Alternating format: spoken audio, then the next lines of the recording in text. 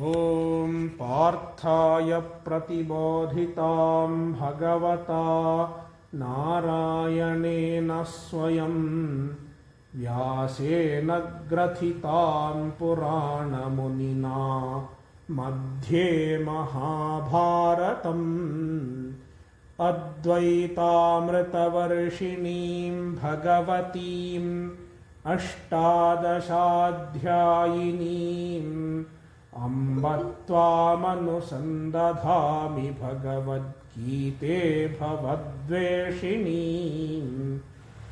यं ब्रह्मा वरुणेन्द्ररुद्रमरुतः स्तुन्वन्ति दिव्यैस्तवैर्वेदैः साङ्गपदक्रमोपनिषदैर्गायन्ति यं सामगाः ध्यानावस्थिततद्गतेन मनसा पश्यन्ति यं योगिनो यस्यान्तन्न विदुःसुरासुरगणा देवाय तस्मै नमः। भगवद्गीता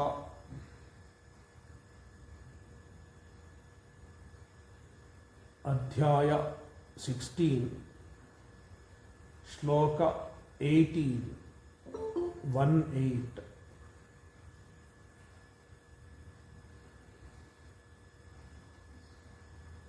अहंकारं बलं दर्पं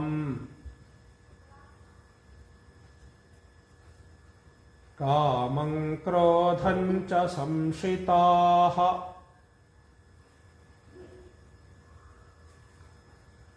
मामात्मपरदेहेषु प्रद्विषन्तोऽभ्यसूयकाः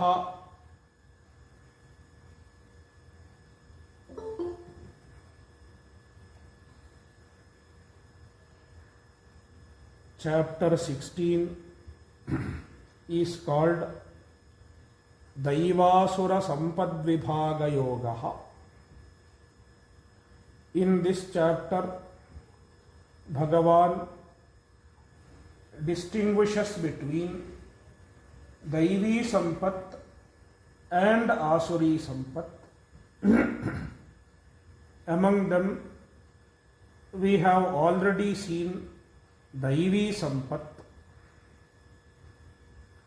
Daivi Sampat refers to the qualities that lead to moksha.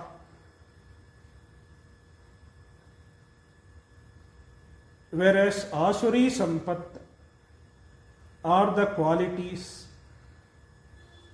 that take us away from moksha. Asuri Sampat are obstacles to the pursuit of moksha. Bhagavan describes the Asuri Sampat in this chapter in great detail so that one can avoid the Asuri Sampat.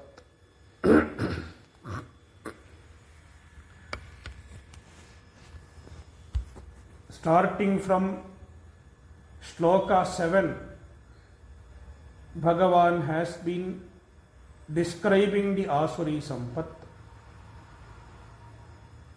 how the people with the Asuri Sampat behave, what is their behavior, it is being discussed. Further description of the Asuraha. Asuraha means the people with the Asuri Sampat. In this chapter, Asura does not mean the people in the other world. They are the people in this world only, the human beings who have such tendencies. They are called Asuraha. Ahankaram balam darpam kamam krodham cha samshitaha. They hold on to certain undesirable qualities. Ahankara. Ahankara means self-conceit. Madhusudana Saraswati describes ahankara as aropitaihi gunaihi atmanaha mahatvabhimanaha. Having a sense of superiority on account of certain superimposed qualities. We superimpose certain qualities on ourselves.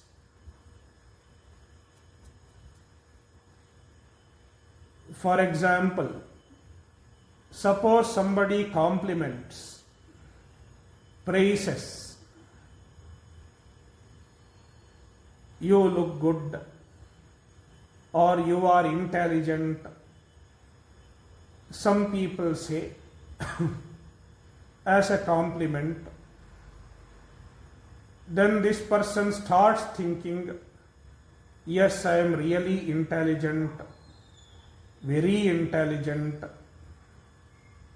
Nobody is as intelligent as me.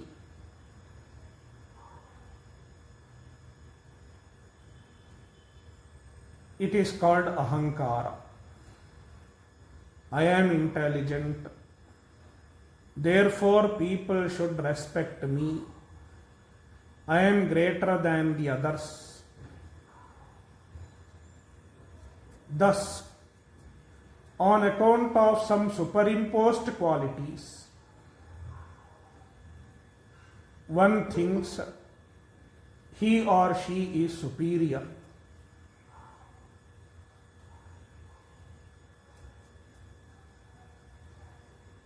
Such sense of superiority is called ahankara. Balam, power.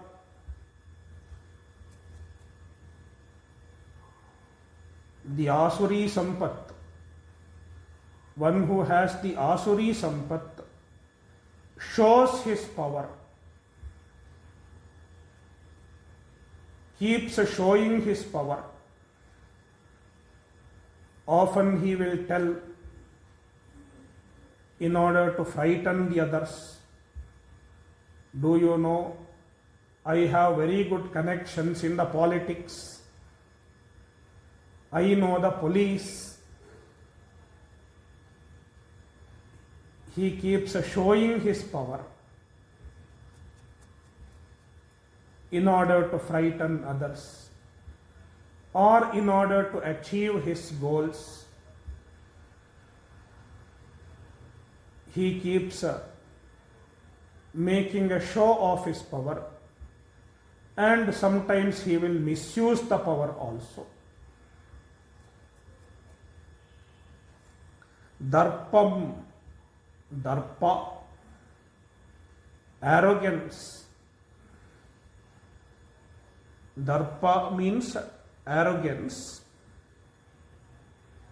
Madhusudana Saraswati explains, paravadhirana rupam gurunrapadyatikrama. Darpa is paravadhirana rupam, showing disrespect to others, behaving disrespectfully with the others. And because of this, sometimes one will be disrespectful to the elders, the guru, or etc. also.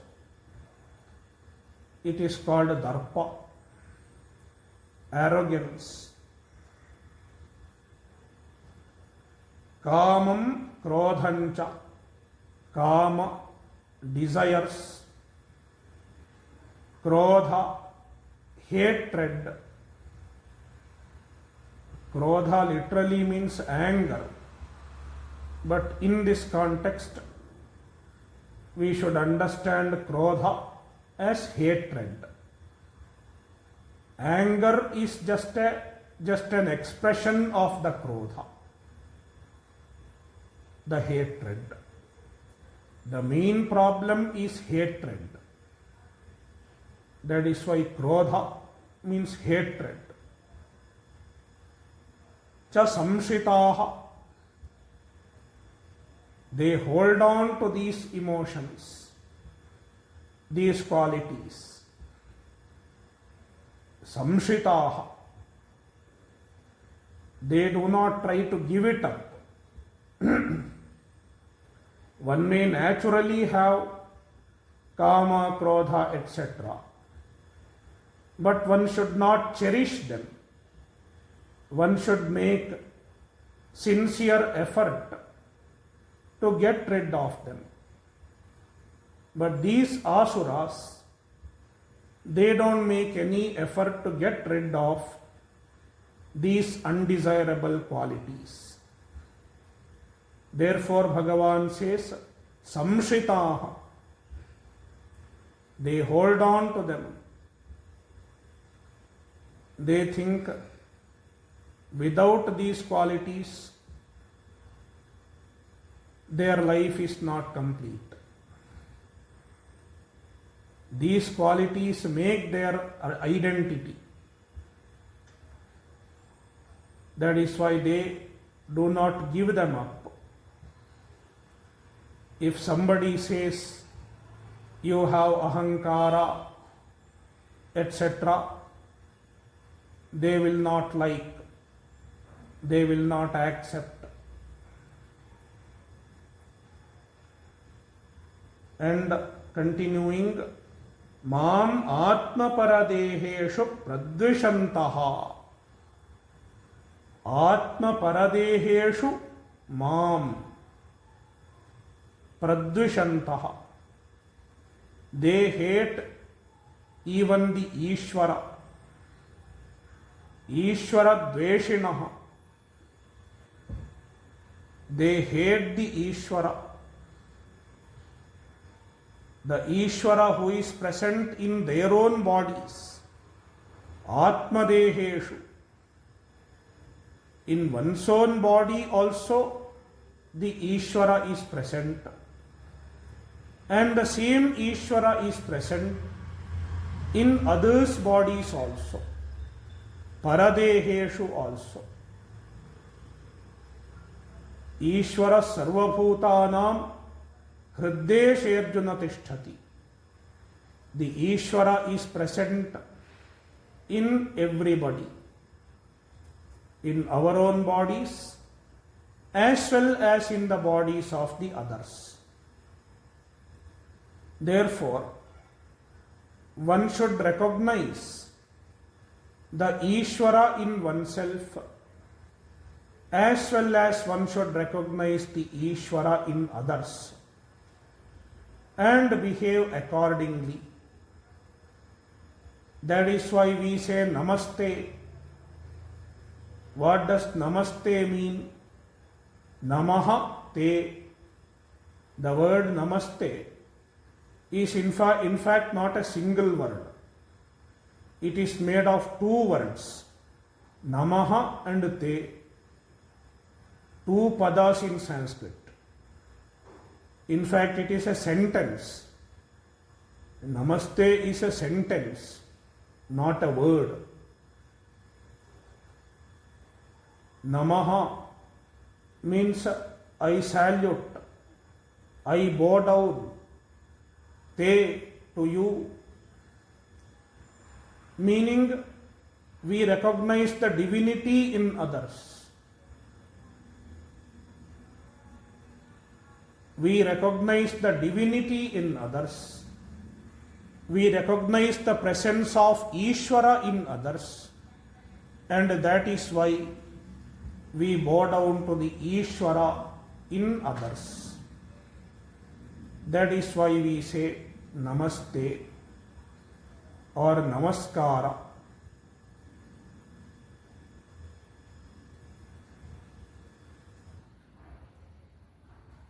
And we also recognize the Ishvara in our own body. That is why we look upon our own body as a shrine, as a temple. Deho devalayah proktaha. That is why we keep the body clean. We dress up in such a way that the sanctity of the body is maintained. We don't make this body an object of enjoyment. One should not dress in such a way that the body is an object of enjoyment. Therefore, we wear vibhuti or kunkuma, tilaka on the forehead. It is also an indication of the divinity in our own body.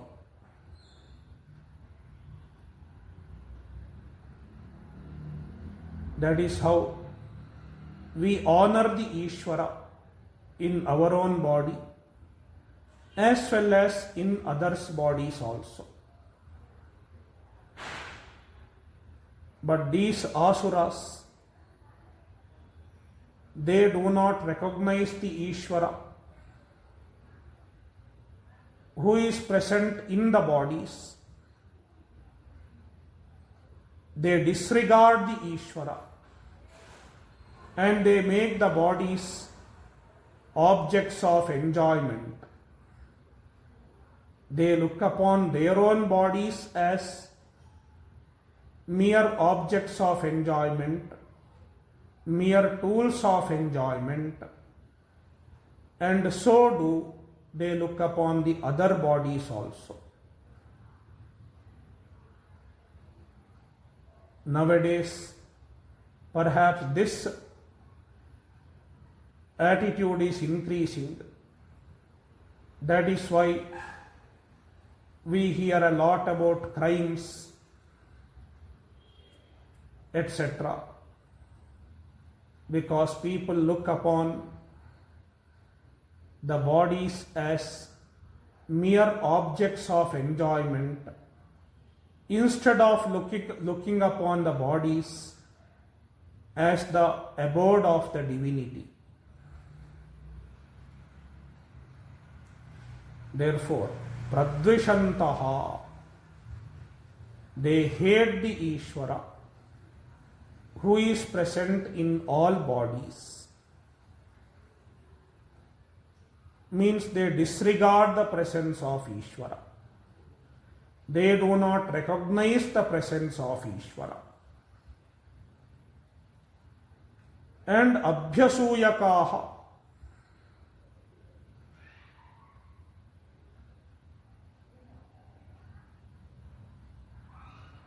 abhyasuyakaha means they find fault in the Guru and the Shastra.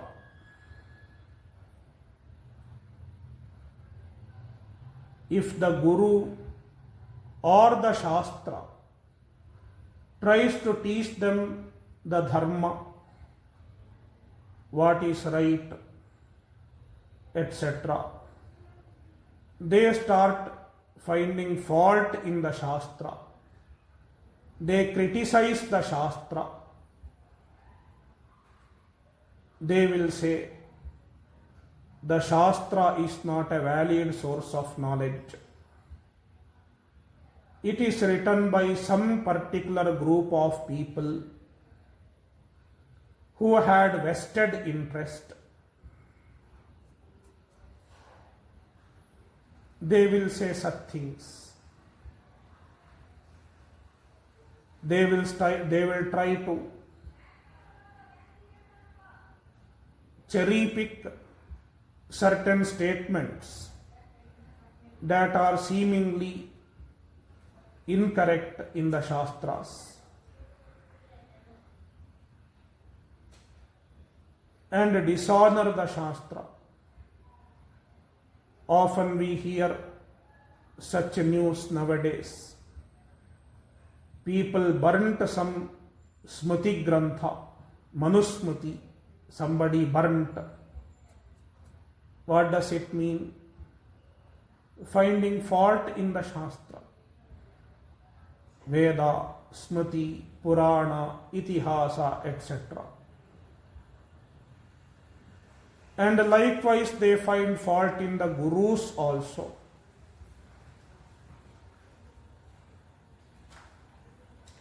All these Gurus are fake. They try to manipulate the humanity for their own interests.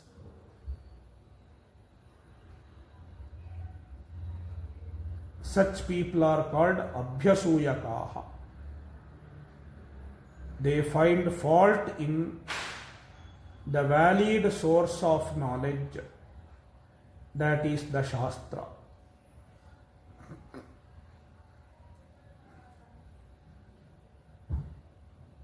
Shloka 19. Tanaham dvishatah kruran samsareshu naradhaman क्षिपाम्यजस्रमशुभान्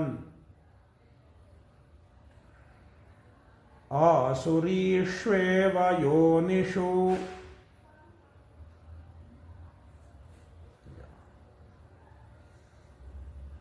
So far, up to Shloka 18, Bhagavan described the Asura people, the people who have Asuri Sampat. Now, Bhagavan is explaining the phala. If one cherishes the Asuri Sampat, lives all one's life with the Asuri Sampat, with the Asura qualities, what does he get?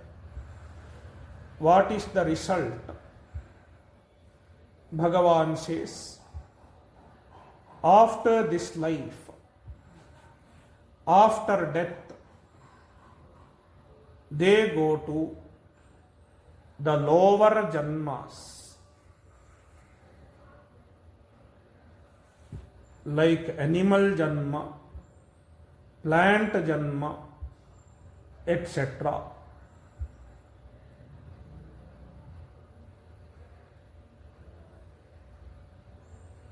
See, aham, Bhagavan says, aham, I give them the phala of their karma. Ishvara is the one who gives the phala of the karmas. Karma phala data is Ishvara. That is his work. Therefore, Ishvara gives them the phala of what they have done in this life. Dvishatah kruran naradhamantan. So, the people who cherish the Asuri qualities, they are dvishataha. They hate. Dvishataha means they are full of hatred. They keep hating. Whom? Sadhun mancha. They hate Bhagavan and also they hate the sadhu, those who follow dharma. Anybody who follows dharma, anybody who is devoted to Ishvara, they hate. They are called Dvishataha. Kruran, they are cruel.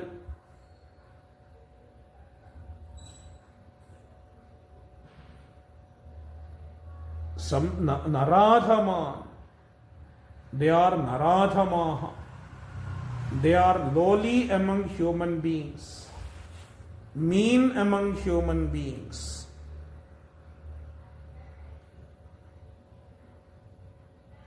Anarya, Mahabharata and such texts use the word anarya, anarya jushtam aswargyam. Often people have a misconception regarding the word arya. They think arya means a race. People belonging to a particular race are called aryas. It is a misconception, a misinformation which is in vogue nowadays. But in reality, if you look into the Shastras, the word Arya never meant a race. Arya means one who follows the dharma, one who follows the values of dharma is called Arya.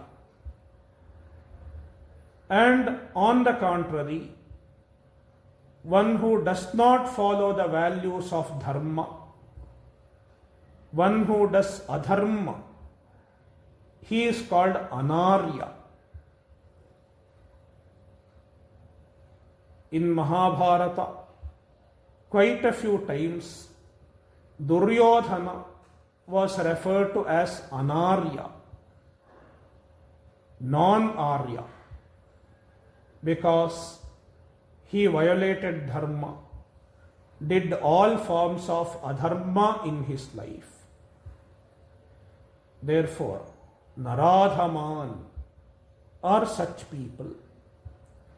They are lowly. They do not deserve respect because they do not follow the values.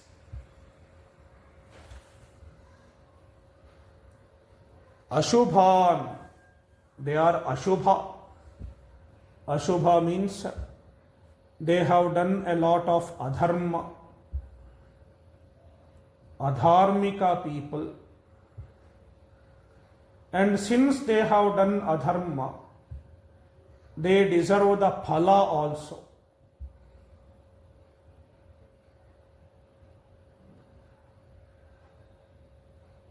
Therefore, Bhagavan says, I give them the phala they deserve. I give them the result they deserve. What is the result? Samsareshu asurishu yonishu eva ajasram kshipami. Samsareshu, in samsara, they do not get moksha. Not only they do not get moksha, they do not make any progress towards moksha. Instead, they continue to be in samsara, and within samsara also, asurishu yonishu, in the asuri yoni. Asuri yoni means the births, the janmas that are rajas and tamas in nature. Predominantly rajasika and tamasika in nature. According to the commentators, it refers to the animal birth or the plant birth, etc. Lower janmas. The janmas where one cannot pursue dharma and moksha. Such janmas are called asuri yoni. Asurishu yonishu ajasram. continually, perpetually. The Asuri Yoni will not last only for one Janma. After this Janma, he gets one Asuri Yoni. It does not end there, because his papas will be many.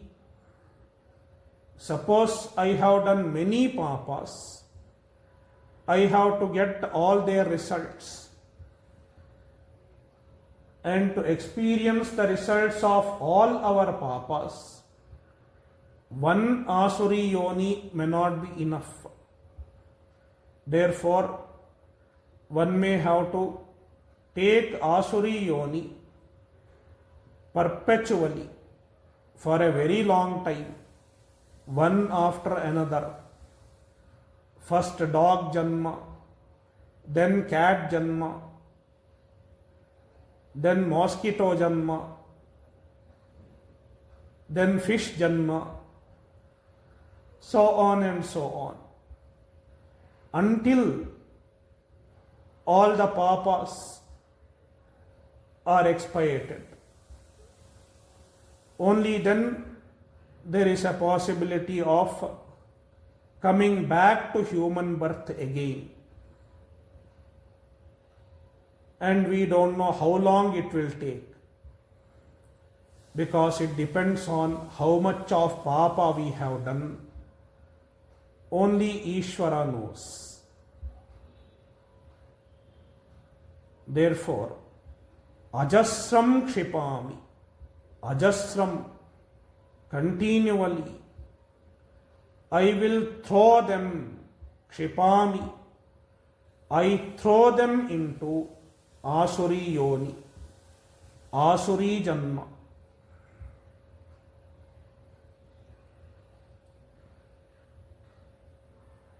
Next shloka. Asuri imyoni ma pannaha मूढ़ा जन्मनि जन्मनि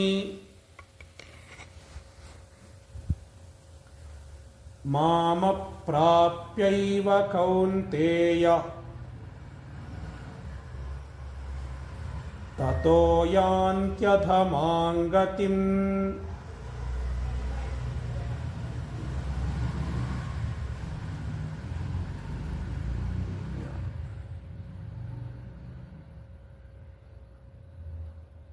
Bhagavan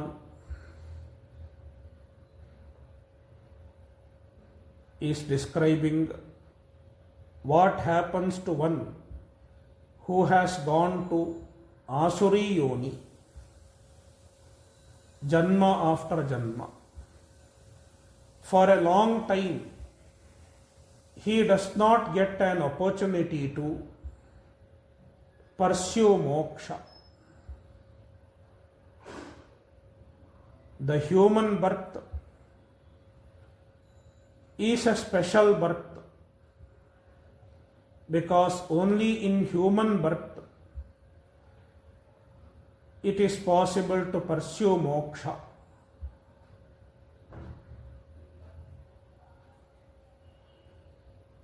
Now we have got this human birth. Therefore, one should make the best use of this human birth by cultivating the Daivi Sampat, the Daivi qualities. Instead, if one chooses to cultivate the Asuri qualities, if one chooses to cherish the Asuri qualities, what will be his fate? Where he will end up? It is told, he has lost the opportunity in this human birth on account of the adharmas.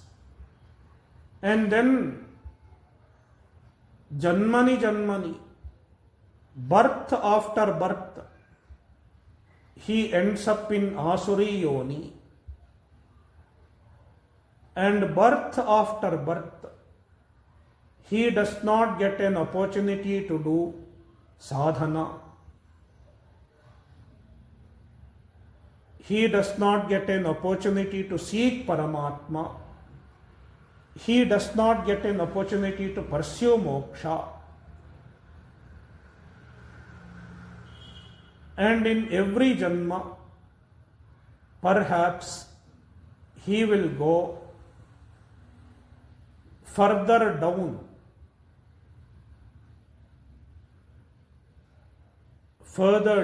in the nature of births. Therefore, the idea is one should not lose the opportunity that one has attained now. One should make all efforts to make best use of the human birth by giving up the asuri sampat. See the shloka. He Kaunteya, O Kaunteya, O son of Kunti, Mudhaha, the deluded ones, the Asura people are the deluded ones. Because of the delusion, they cherish the Asuri Sampat and they continue to do adharma. Therefore, they are Mudhaha. Janmani Janmani, birth after birth, Asurim Yonim Apannaha, they attain Asuri Yoni, lower janmas, animal birth, etc. Mam aprapya eva, and in all these births, all these janmas, there is no possibility of attaining Paramatma, because in those janmas there is no possibility of doing sadhana. A dog cannot do sadhana. A dog cannot listen to Bhagavadgita.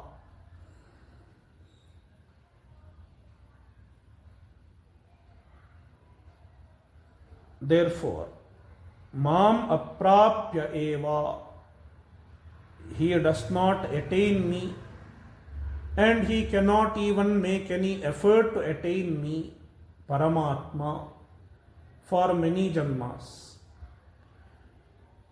Therefore, tataha adhaman gatim yanti, they end up in tataha adhaman gatim, further lower wombs.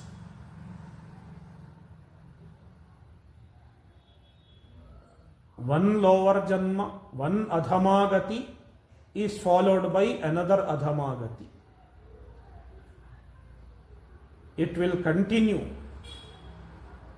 until all the papas are gone.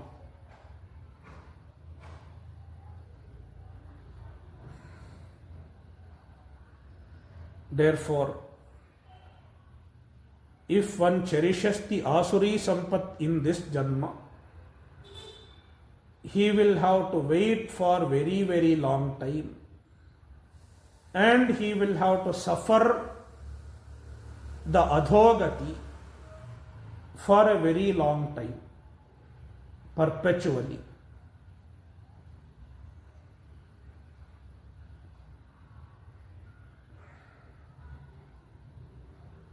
Shloka 21. Trividham narakasyedam dvaram nasanamatmanaha kamah krodhastatha lobhaha तस्मादेतत्त्रयं त्यजेत्.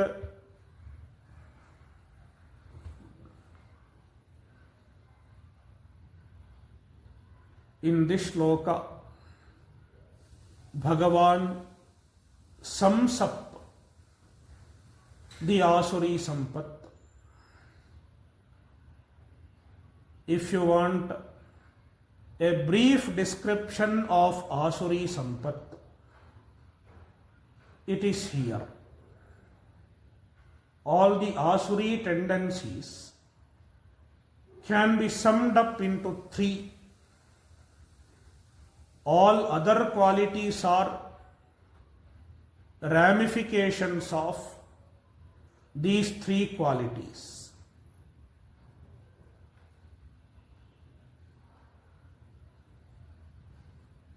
What are the three qualities? Kamaha, Krodhaha, Lobhaha. Kamaha means a desire. Desire for anything in this world or the other world.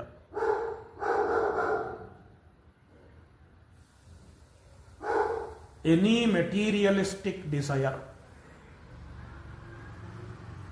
Any desire other than the desire for moksha is Asuri Sampat.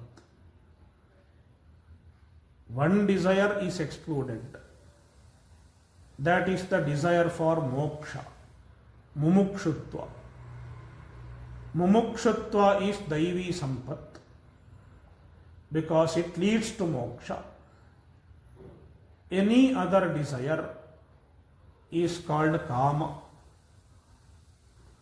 Desire for wealth, desire for relations, desire for name and fame, and so on.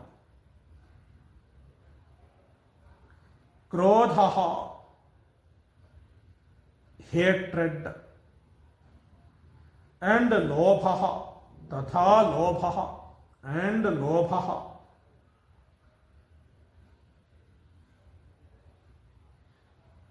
Lobha means greed.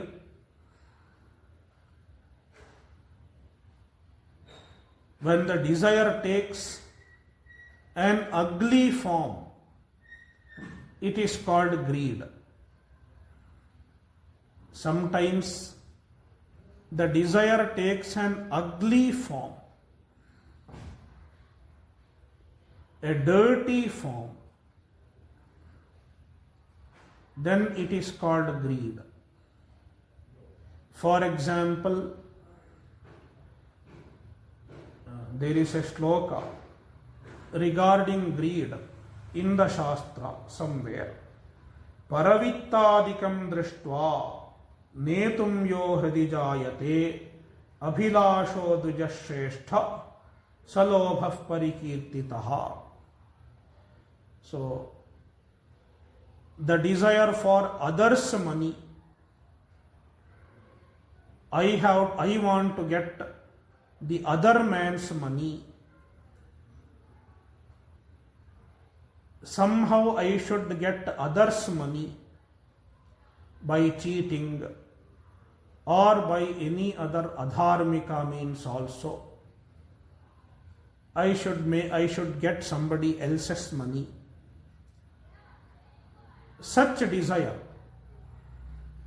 is called greed. So greed is another form of desire. The desire itself grows into greed.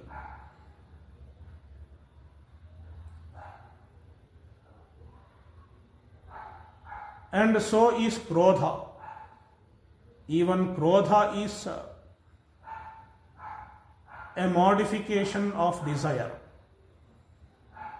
an effect of desire. Kamat krodho bhijayate. Therefore, kama is the root of all of them. Kama itself grows into greed as well as krodha, hatred. So if you want three, kama, krodha and lobha. If you want a one word answer, then kama is enough. Because if kama is gone, krodha and lobha also cannot survive. So now Bhagavan has given three: kama, krodha and lobha. Idam trividham. These three put together, narakasya dwaram. They are the door of naraka. Naraka, all of you must be knowing. A close translation for naraka is hell, a downward movement. Spiritual degradation is a naraka. We can understand naraka as spiritual degradation. Narakasya dwaram. They are the gateway to naraka, gateway to spiritual degradation. As long as we cherish these emotions, the door of naraka is wide open for us. Atmanaha nashanam. They are the door to one's own destruction, one's own spiritual destruction. As long as we cherish kama, etc., we are harming ourselves. We are doing injustice to ourselves.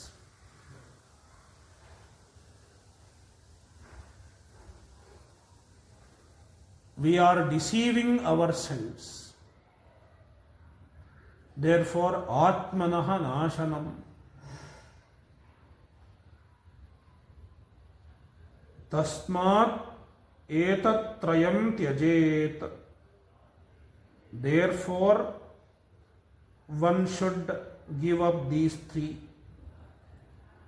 One should make efforts to give up kama, krodha and lobha.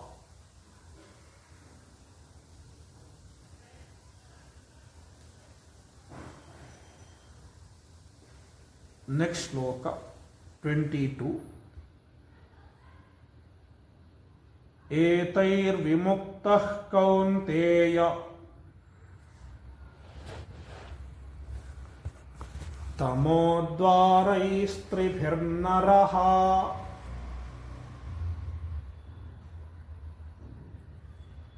आचरत्यात्मनः श्रेयः ततो याति परांगतिम्.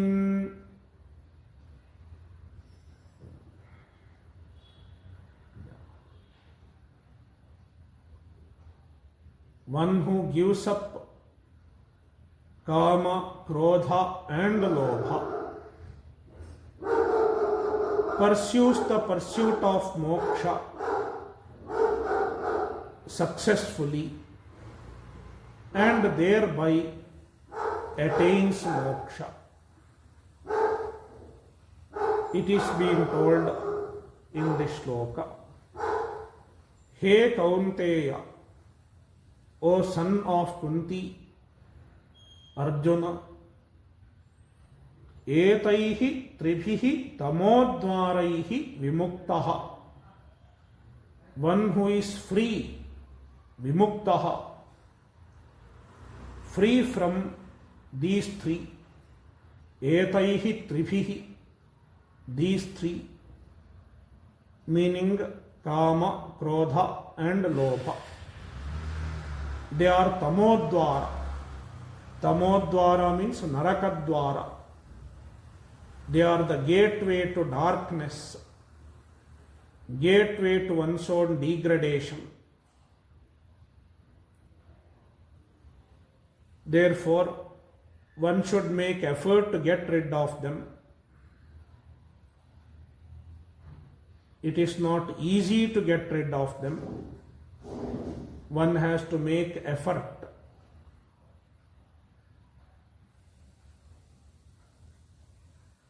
To conquer them, to gain mastery over them, performing all one's duties, puja, japa, all these also help in getting rid of kama, etc. In addition to that, one should constantly watch one's mind, introspect,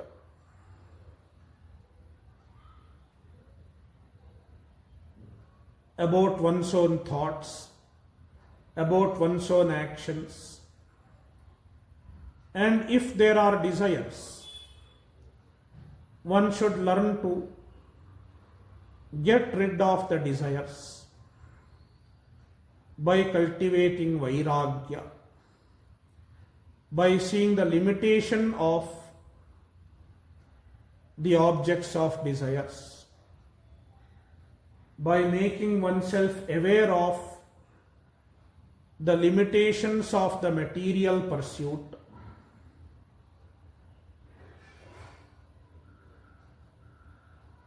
One should slowly get rid of the desires, etc. It requires a lot of effort. Easy said than done, but one has to do it because it is narakadvara. If one has to save oneself from the degradation, then he has to make sincere effort to get rid of kama, krodha and lobha. Instead of cherishing the desires, instead of cherishing the hatred and greed. So when he is free from that, then atmanah shreyaha acharati. He pursues atmanah shreyaha. He pursues his own moksha. Shreyaha means moksha. He pursues the moksha, does proper sadhana for moksha, attains atmajnana. The atmajnana is not possible without being free from kama, krodha, lobha, etc. Tato yati param gatim. Thereby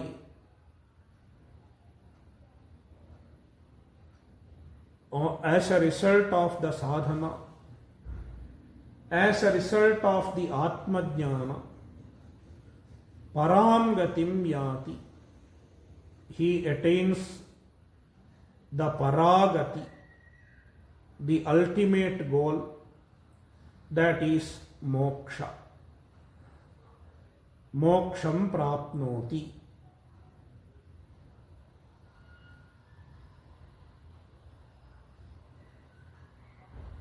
Let's stop here. There are 2 more shlokas we will do in the next session. Om Purnamadah Purnamidam Purnat Purnamudachyate पूर्णस्य पूर्णमादाय पूर्णमेवावशिष्यते। ॐ शान्तिः शान्तिः शान्तिः।